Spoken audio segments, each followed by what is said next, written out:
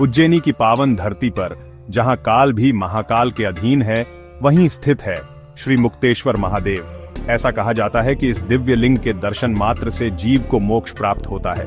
जो इनका दर्शन करता है उसे जन्म मरण के बंधनों से छुटकारा मिलता है। प्राचीन काल में एक जितेंद्रिय ब्राह्मण थे मुक्ति, जो 13 वर्षों तक कठोर तप में लीन रहे। एक दिन वे महाकाल वन में क्षिप्रा नदी पर स्नान हेतु गए। स्नान के पश्चात जब वे जप में लीन थे, तभी एक भयानक पुरुष धनुष बाण लेकर आया और बोला, मैं तुम्हें मारने आया हूँ। ब्राह्मण भयभीत हो भगवान नारायण का ध्यान करने लगे। तप के प्रभाव से उस पुरुष की बुद्धि शुद्ध हो गई। उसने अपने पापों से तंग आकर वहीं बैठ तप करना आरंभ कर दिया और आश्चर्य, कुछ ही समय में उसे मोक्ष प्राप्त हो गया। ब्राह्मण सोच में पड़ी डेच गए। मैंने वर्षों तप किया, फिर भी मुक्ति नहीं मिली और इसने कुछ ही समय में मोक्ष पा लिया। तब वे जल में खड़ीडीडे होकर नमो नारायण का जप करने लगे। तभी एक बाघ आया जो उन्हें खा जाना चाहता था, लेकिन नमो नारायण सुनते ही वह दिव्य पुरुष में बदल गया।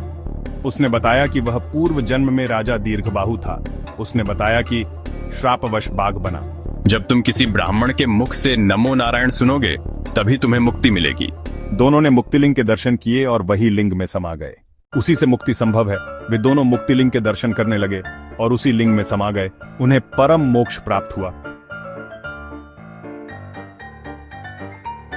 मित्रों, ये वही मुक्तेश्वर महादेव हैं, जो उज्जैनी के खत्रीवाधा में स्थित हैं। कहा जाता है, जो इनका दर्शन करता है उसे जन्म मरण के बंधनों से छुटकारा मिल जाता है।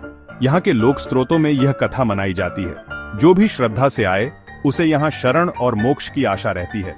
दोनों ने मुक्तिलिंग के दर्शन किए और उन्हें मोक्ष प्राप्त हुआ।